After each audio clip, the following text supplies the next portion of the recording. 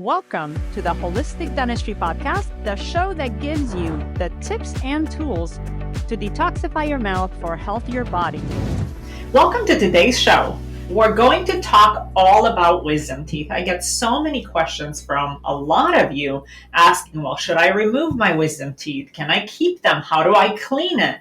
Why do they feel sore? So I want to dive deep into how can we keep the wisdom teeth whenever possible?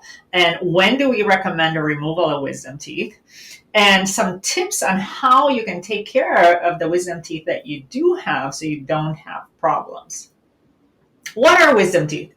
Wisdom teeth basically are the third row of molars that are all the way in the back. Typically, we actually get wisdom teeth right around the age of 16. They might start popping in. It could be a little bit later. But essentially, you start feeling the soreness all the way in the back before your two molars. So if you kind of count the two big teeth on the third spot there, you're going to start experiencing some kind of swelling as the tooth actually comes out of the jawbone. Back in the 1930s and 40s, Dr. Weston Price actually wrote a book about the degeneration of the jaws in the Western society. What does that mean? Well, our diet has changed a lot. So our ancestors used to eat a lot more fibrous foods. So he actually traveled to observe different tribes in South America that are still very much living like our ancestors used to. And what he discovered is that they didn't actually have any crowding of their teeth. Not only that, but all the wisdom teeth, or also called third molars, actually were fully erupted in the jaw, and people were using them like they would normally. And then he started looking at well, I wonder why that is. How come in the Western world, our kids have so much more crowding than the kids and the people in the tribes? Well, it turns out that their intake of fibrous foods are a lot higher than us. We eat a lot of processed food, mashed potatoes, meatloaf. Over there, they eat whatever they get from hunting. They eat fibrous vegetables, so they're using their jaws.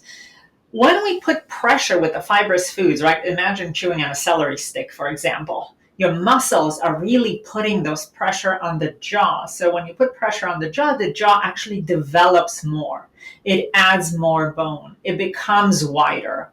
So ideally, we would like to get probably 4 or 5 times the fiber that you're currently getting. I think the average American is only getting maybe 5 grams, maybe 10 if you're lucky, of fiber a day.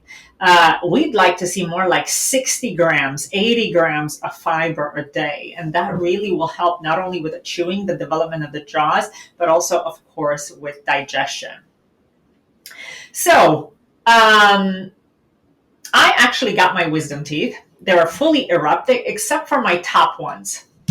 My top teeth were actually pointing into my cheek.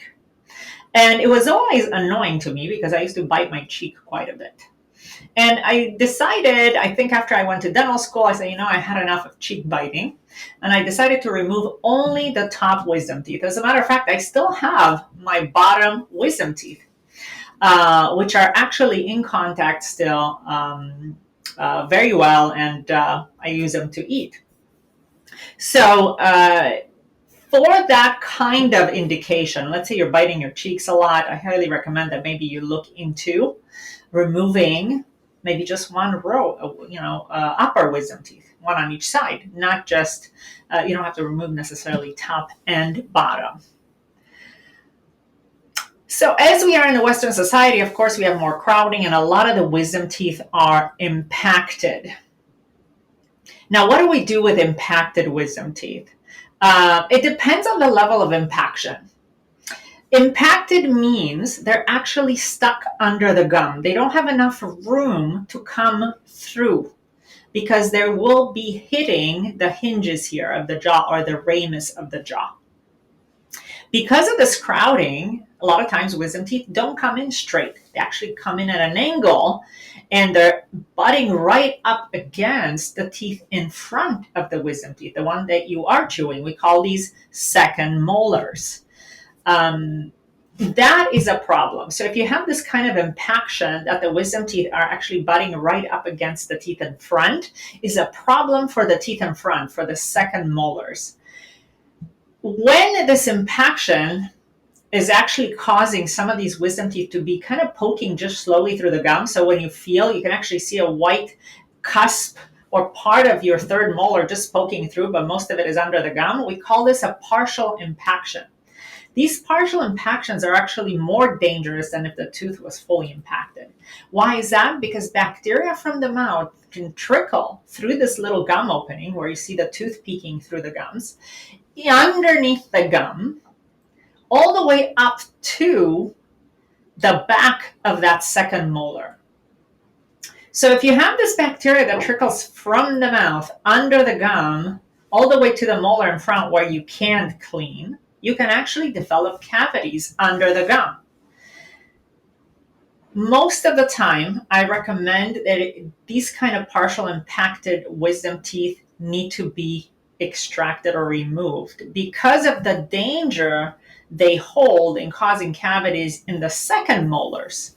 Because if you get a cavity so deep on the second molar, we're going to have to remove now your second molar and your wisdom tooth. So you can end up losing 2 teeth, not 1. Now, if your wisdom tooth, let's say, is all the way impacted under the gum and under the bone, and there's no way for bacteria to get to it, I don't recommend removal. And every doctor is different out there. You're going to see people that say, oh, remove all wisdom teeth, whether or not you are chewing on them. I am not of that belief. I always like to look at a situation and say, okay, what's the risk? What's the benefit here? So if it's something that's riskier, we choose not to do it. We always have to choose whichever solution has less risk and more benefit. So in this case, when a wisdom tooth is fully impacted, it does not need to be removed. We can just monitor this with time. And what do I mean by monitoring? We really look at it maybe every other year. We take my recommendation is a cone beam CT scan, because now we can see in 3 dimension. And what could happen with these fully impacted wisdom teeth, for example?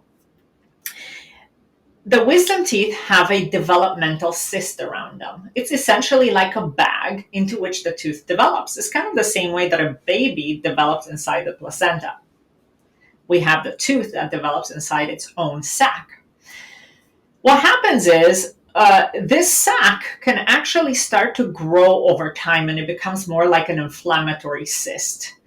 The problem when the sac actually starts growing and it eats up the bone where the wisdom tooth is sitting, and it's inflammatory, some patients actually feel this, some don't, then we recommend a removal of this whole sac with a wisdom tooth in it, mostly to decrease inflammation and to biopsy it just to make sure that there's no abnormal cells that develop within this cyst.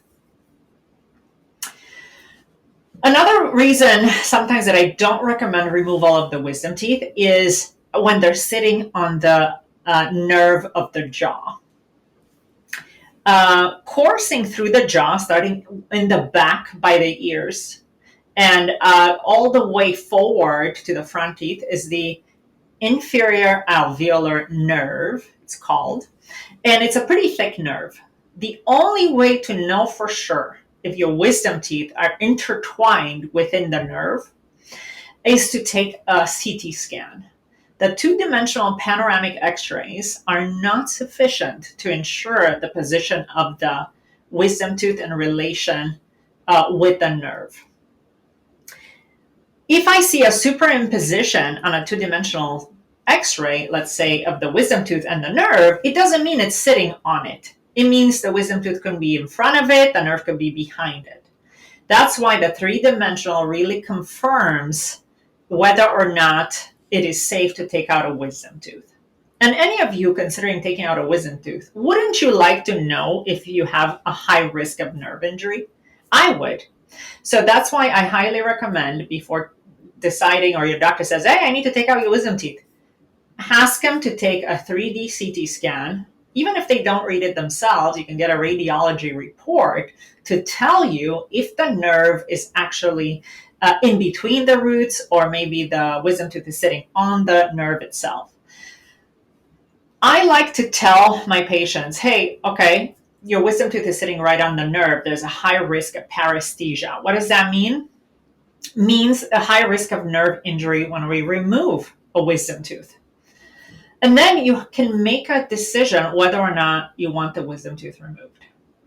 Oftentimes, I choose to leave them in place unless they're really causing a problem, such as inflammation, recurrent infections, or maybe cavities on the tooth in front, because of this high risk of nerve damage. However, that's a pretty low percentage of wisdom teeth that are actually sitting on the nerve. If they're sitting on the nerve, let's say you're 16 years old, most likely your jaw will develop more, especially if you're going to start to eat more fibrous foods. We have records to show that jaws can even remodel into their 20s and grow. So at 16, 17, our jaw is definitely still growing and remodeling. So you can wait, essentially. We're going to leave the wisdom tooth in place if it's sitting on the nerve, and let's say in a couple of years, we're going to evaluate them again. Has the jaw grown more? Has a nerve moved away now from the wisdom tooth, or maybe the wisdom tooth erupted more?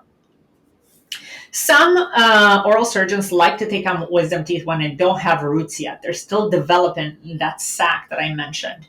That approach is a bit aggressive, in my opinion. Yes, it makes the removal of the tooth easier for the surgeon because now you don't have to deal with roots. However, we don't know yet if these wisdom teeth that are undeveloped in the jawbone are actually going to grow up into and out of the jawbone, and we can now chew on them. Because again, I was mentioning to you, if the wisdom teeth are perfectly normal, looking like the second and the first molar, and you're chewing on them, I don't recommend removal. Oftentimes, I have this discussion with dentists, and this is always the big debate between dentists. I was working with a dentist early in my career. It's like, remove all wisdom teeth. They're all a problem. Eventually, everybody gets cavities. Just remove them. From a meridian perspective, especially as biological dentists, we'd like to keep as many teeth as possible. We know the wisdom teeth are on the heart meridian, are on the digestive meridian, are on the peripheral nerve meridian. So if you can still continue to stimulate that meridian, I think that it is important to keep these teeth, especially if you have a room for them. There's always a risk in also removing teeth. And, I'm a surgeon. I do remove teeth quite a bit in my practice. And there's always a risk associated with it. The risk of, stress on the jawbone, stress on the TMJ, the risk of developing a cavitation, the risk of infection, the risk of paresthesia. There's always a risk with removing teeth. So always keep that in mind. Whenever we can do something with the least amount of trauma, it's the best for everyone. If your teeth are actually fully erupted, it's definitely important to clean them well. And I think that's where we run into problems. If they're fully erupted, the best way to reach back there obviously won't be with a floss. A lot of you have a hard time flossing as it is. Now we're expecting you to floss between the back of the wisdom tooth. It is way too difficult. So my recommendation, of course, use a water flosser. And the water flosser, especially the Orasana water flosser, has a nice tip with tufts that you can easily put the tufts back there so you can feel where you're at, because it's dark back there. How are you going to know? If you use your regular traditional tip on the water flosser and you're just trying to point it there, you're going to miss the spot. That's why I highly recommend that you use the tufted tip to guide you to feel your way around the back of the tooth so you can clean the plaque. Sometimes the wisdom teeth that are sitting in the back and they're erupted can have extra thickness of gum tissue to the point where even it kind of goes a little bit over the top of the wisdom tooth. It is normal, and this can be adjusted easily. You don't have to necessarily take out the wisdom tooth. One procedure that we can do today is actually do a laser removal of that gum tissue to give you better health around your wisdom teeth. If you have one of these gum tissues that kind of grows a little bit over the wisdom tooth, that is a potential trap for food, especially for those of you that like to eat popcorn. Some of you've had this happen already. You ate popcorn, a kernel actually the husk got stuck underneath the gum, and all of a sudden you come up with a gum abscess. Those can be very painful to the point where your jaw actually swells up. The best thing, of course, is to avoid this. How do you avoid it? After you eat popcorn, you feel that something got stuck in there, use your water flosser to just motivate things to come out. If you don't, try to visit a dentist as soon as you can so they can scrape off whatever it is that got stuck under the gum. If you wait too long, you are going to develop a gum abscess.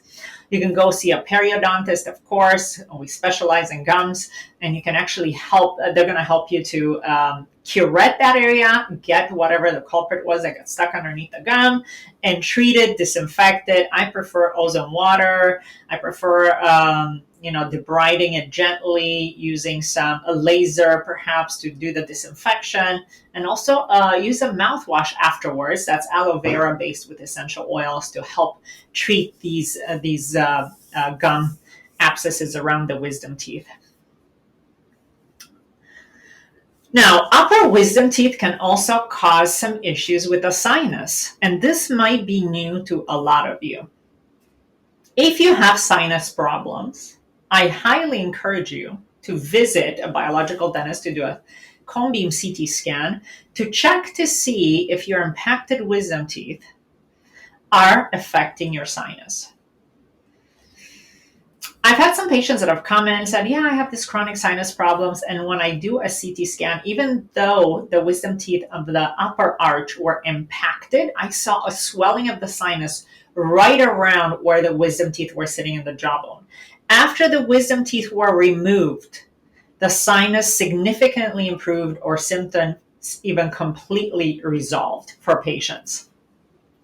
So, how do we treat these? Essentially, we have to remove the wisdom teeth. We have to ozonate the side. And ozone in the form of a gas, it could actually penetrate through the floor of the sinus into the sinus to disinfect it. I don't have anything else that does that in the practice except for ozone gas. And of course, I love to use PRF or platelet-rich fibrin, for which we take blood, spin it down in a centrifuge, and use those growth factors to put it back in the hole where the wisdom teeth just came out of. I had a patient who asked me, well, it's a wisdom tooth, so why do you need to put PRF up there? Well, to prevent bacteria from crawling in there, to prevent cavitations from happening. PRF, we don't put it there just to bring the bone back. We really put it there. It's a great prevention. It helps you heal faster. And definitely I recommend it for every single tooth removal.